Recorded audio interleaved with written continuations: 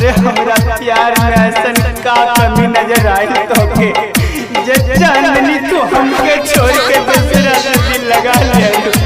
अरे साथ दिए मरे के कसम खावत रहलू और आज का भइल जे मिथुन के छोड़ के दूसरा दिल लगा ले। जाननी ऐसन का मजबूरी होखल जे हमके ना बता पाऊ। शादी होते चोरी हमके भूल गए तो ठीक ना केले। जिंदगी करके बर्बाद चोरी ठीक ना केले। जिंदगी करके बर्बाद चोरी ठीक ना केले। शादी होते चोरी हमके भूल गए तो ठीक ना केले।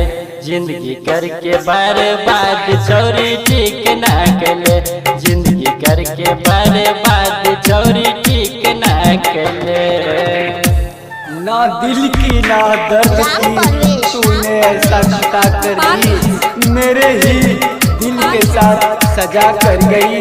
जब शादी हमरा से ना करे के रहे तो झूठों के प्यार के नाटक काहे के कैले। तू तो कहत रही छोड़बो नहीं साथ रे। एक पल में गे चोरी भूल गेली बात गे।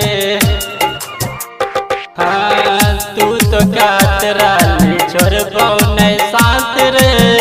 एक पल में गे चोरी भूल गेली बात गे।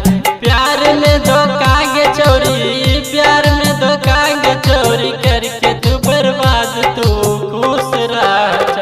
जिंदगी करके बर्बाद चोरी।